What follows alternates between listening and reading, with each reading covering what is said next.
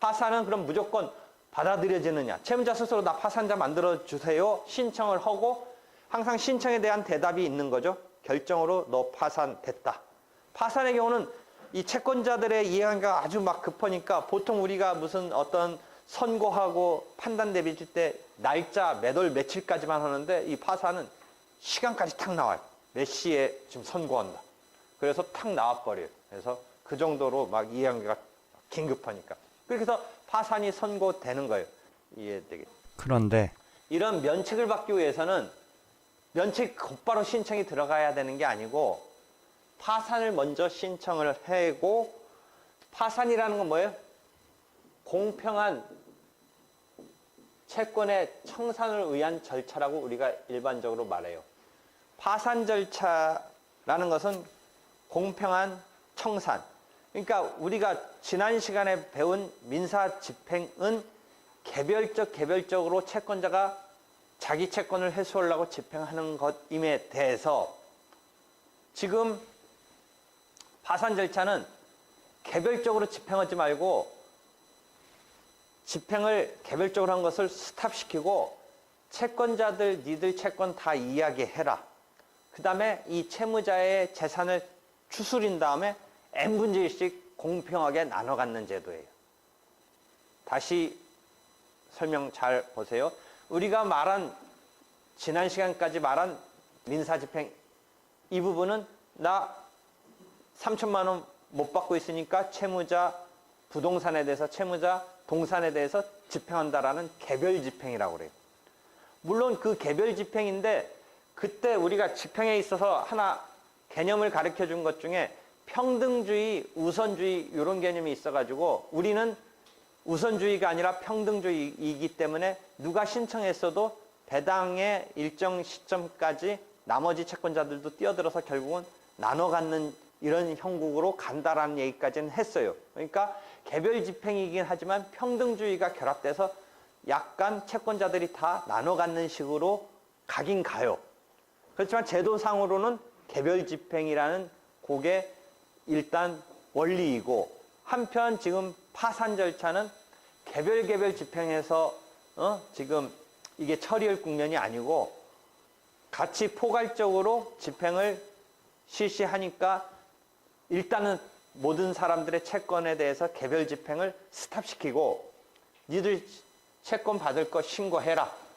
그런 것을 이제 중심축으로 진행해 주는 사람이 파산 관제인이 선임돼서 그 사람한테 이제 채권을 각각 받을 거 있다라고 신고시키고 이 파산 관제인이 한편 이 채무자의 재산을 그러니까 채무자의 뭐 부동산 뭐 이런 것 등을 잘 챙겨서 확보해서 나중에 이제 어느 정도 다 정리정돈이 되면 채권액에 따라서 n분의 1씩 이렇게 공평한 청산을 하고 그렇게 되면 이제 개인의 경우는 별 재산이 없는 상황이라면 그 n분의 1씩 배당받는 게 배당률이 되게 낮겠죠. 생각해 보세요. 뭐 채권은 다 합쳤더니 3명의 채권자가 2천만 원, 3천만 원, 만약 5천만 원이 있었다. 근데 재산은 한 1천만 원밖에 없다.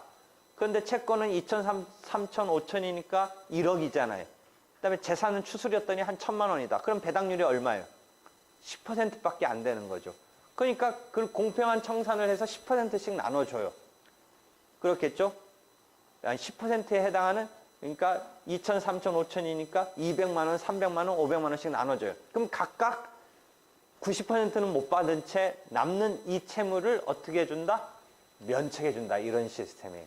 이 사람이 만약 성실하게 하다가 운때가 안 맞아서 이렇게 채무 더미에 빠져들었다라는 전제하에 그 10분의 9에 해당하는 각 채권자의 채권 관계를 훌훌 털게 해주는 게 면책제도예요. 이해되겠어요?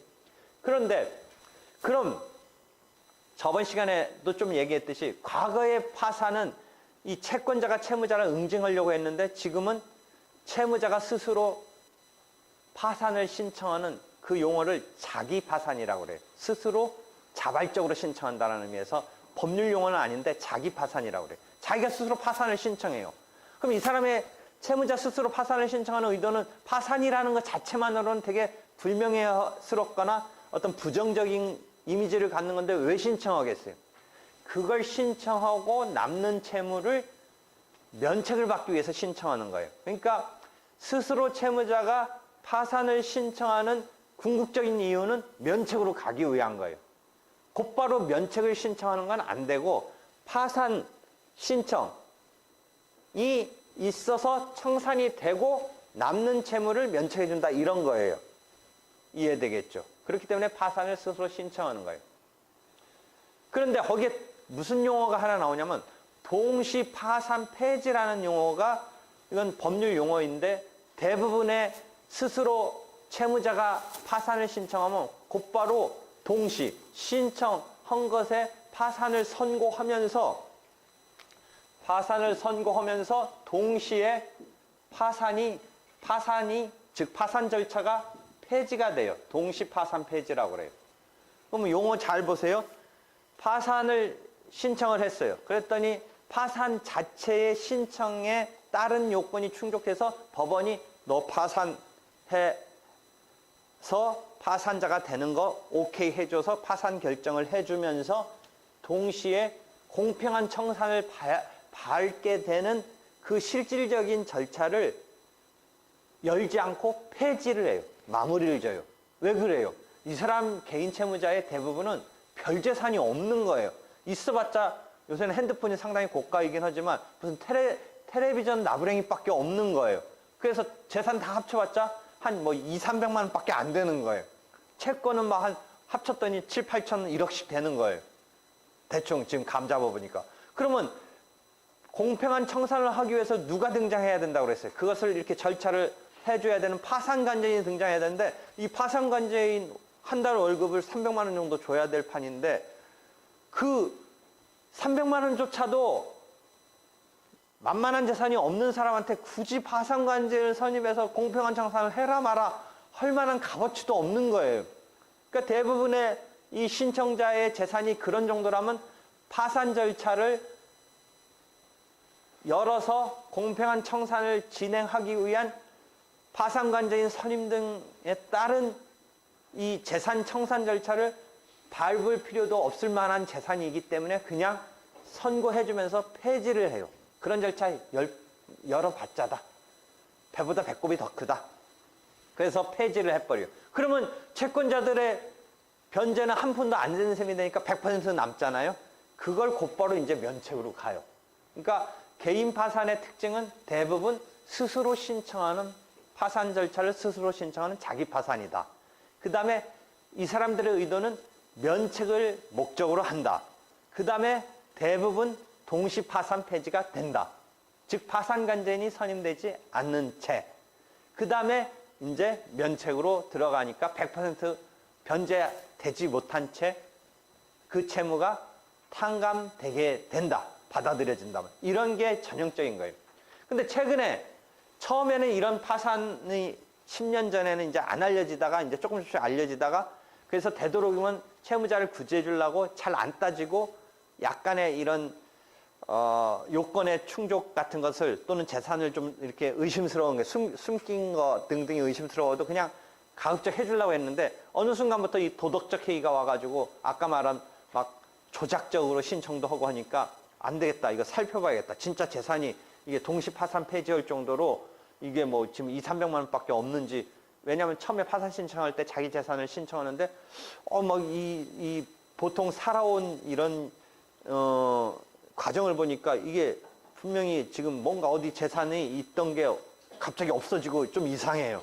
그러니까 좀 파헤쳐보고 싶어요. 그런 것을 하는 게 파산관제인인데 지금 현재 자기 말에 의하면 뭐 별 돈이 없다니까 과거처럼 동시 파산 폐지해주기엔 조금 의심스러워요.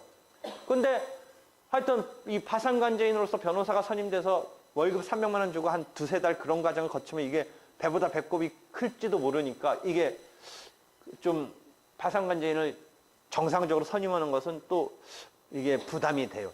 그래서 최근에는 의심은 되되 그렇다고 아주 그게 막 큰 이렇게 채권 채무를 정리해야 될 막 그런 규모의 그런 경우는 아니지만 그렇다고 곧바로 동시 파산 폐지해 주기는 좀 먼저 조금 이렇게 재산 관계나 이런 경제 이런 상황을 좀 파악을 해야겠다라고 하는 개인 채무자의 경우에 변호사들한테 이게 크게 힘든 일은 아니니까 과거처럼 막 한 건에 3, 400만 원 너 보수를 줄 수는 없으니까 이거 좀 간단히 체크만 해봐라 라고 하면서 그런 파산관제인으로 활동할 사람을 모아서 한 달에 10건, 20건씩 이거 좀 간단하지만 그래도 한번 파헤쳐는 봐야겠다 라고 해서 한 2, 30만 원씩 한 건당 줘서 한 10건, 20건씩 해서 이 소규모의 소액의 그렇지만 조금은 의심스러운 이런 사람에 대해서 해보라는 이제 그런 사건이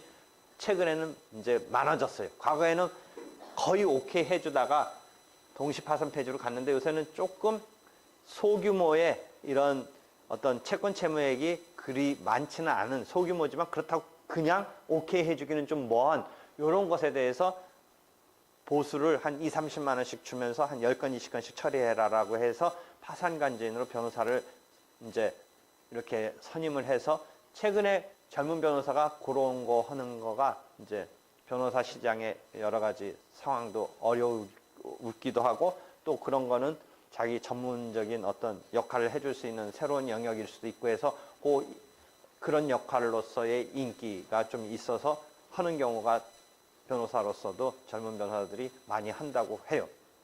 그렇게 해서 파산관제인이 이제 선임되면 결국 파산관제인이 선임됐다고 해도 채권을 신고받고 이 재산을 좀 추스려서 이렇게 배분을 해서 공평한 배당을 하면 얼만가가 이제 다 못 갚게 되겠죠.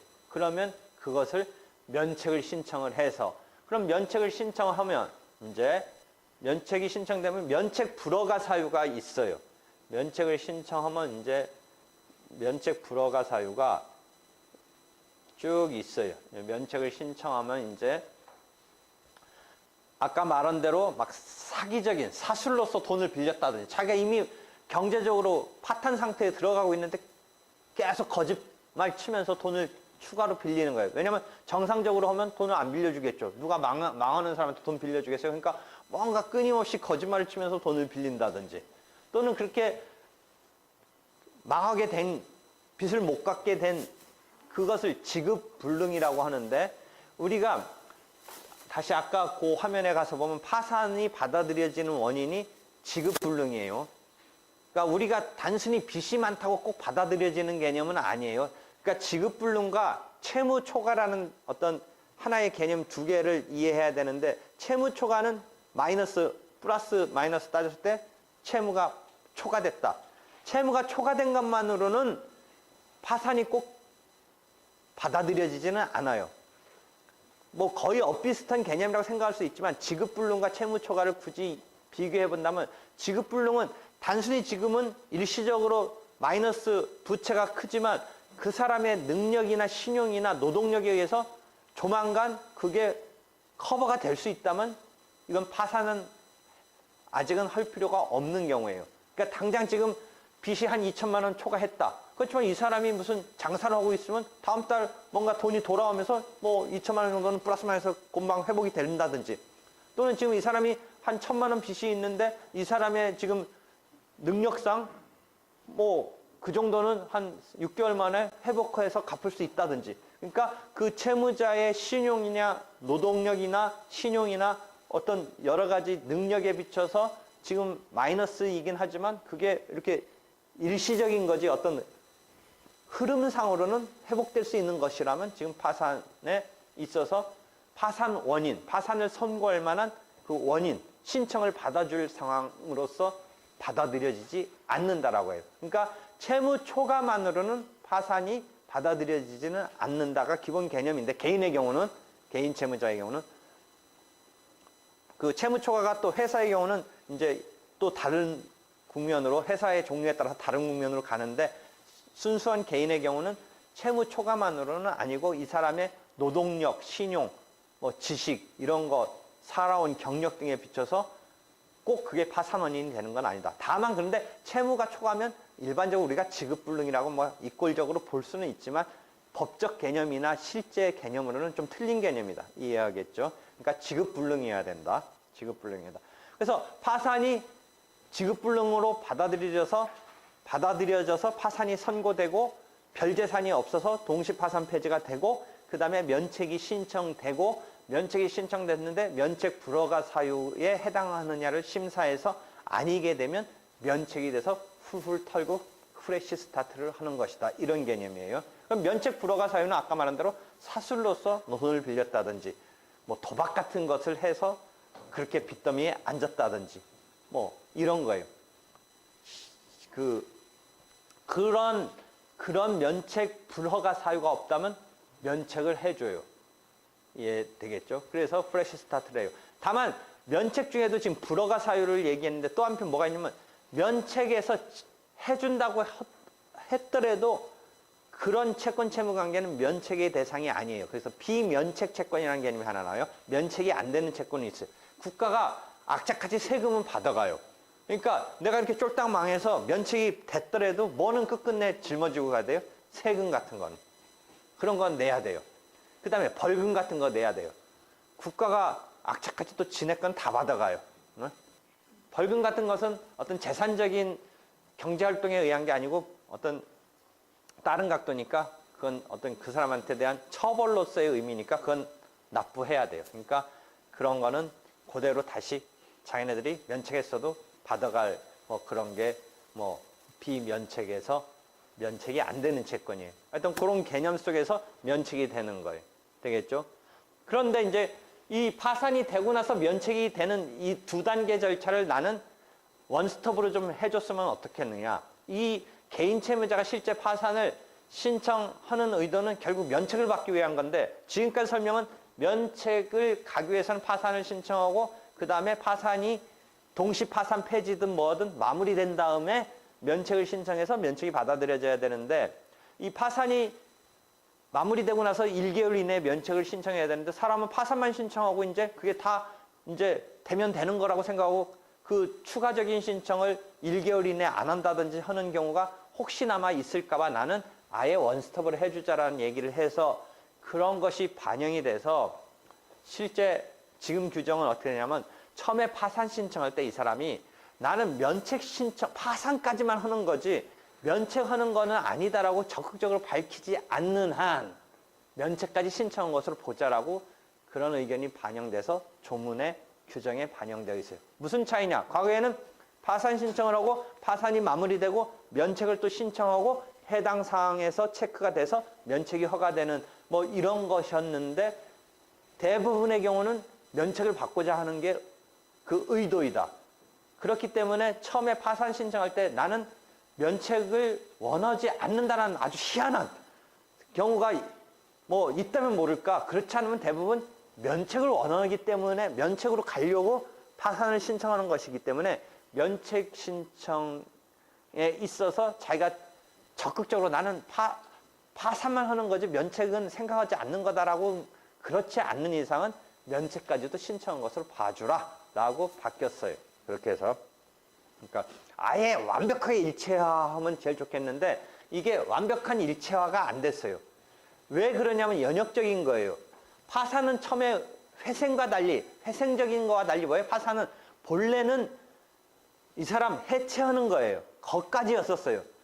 그런데 일본이 2차 대전에 패망을 하고 2차 대전에서 패망하고 나서 미국에서 이제 메가다 그런 이제 패전하고 나서 왔는데 일본의 법은 또 어디서 받아들였겠어요? 원래는 대부분 대륙 독일에서 받아들였잖아요.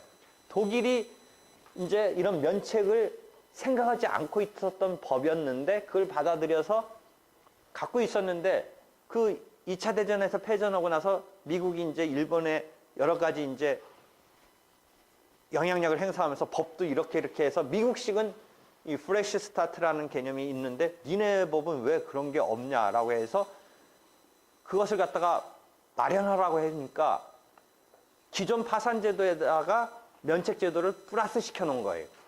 그래서 이원적으로 있는 거예요. 애초부터 그게 한꺼번에 이렇게 세팅이 됐으면 원스톱이 됐든 뭐였든 이런 구상을 했었을 텐데 파산만 생각했던 제도를 갖고 있는 것에서 50년 2차 대전 폐망하고 나서 면책 제도를 도입한 거예요. 다행히 우리는 60년대 이제 일본법을 본따서 만들다 보니까 그대로 받아들였는데 2단계로 되어 있는 영문도 모르고 우리는 영문도 모르고 그렇게 받아들였는데 그 연역은 그렇게 해서 2단계가 설정되어 있었던 거예요. 원래 파산은 그러니까 면책이 없었으면 청산하는 그 자체의 제도인 거고 그게 회생하고 대비되는 개념인데 지금은 면책이 플러스되어 있으니까 파산도 그 다음에 과거처럼 해체하기 위해서 채권자가 이 채무자를 해체시키려고 응징적인 차원에서 그치는 게 아니고 요새는 반전돼서 오히려 채무자의 구제제도로서의 역할로 쓰이는 게 90%, 99% 나타나는 이런 양상으로 이제 보이고 있는데 하여튼 연역적으로는 그런 거예요. 그렇게 해서 지금 면책제도가 여기 플러스 됐기 때문에 두 단계를 우리가 지금 일단은 의식하면서 그럼 여기서 어떻게 할 거냐의 그 생각을 했는데 완전한 이제 두 단계에서 하나의 통합된 원스톱까지는 아니지만 두 단계를 의식은 하지만 그걸 갖다 일괄 처리 비슷하게 하는 식으로 아까 말했듯이 면책을 대부분 의도하는 것이니까 자기가 싫다고 하지 않는 이상은 한 것으로 봐줘라라는 식으로 규정을 바꿔서 지금 마련했던 거예요. 이해되겠죠? 그래서 지금 파산 면책 시스템이 그런 거예요. 그러니까 파산을 신청해서 파산 절차가 마무리되고 면책 절차가 따로 열리는 것이다가 기본 지금 생각에서 요걸 이해해야 되겠죠?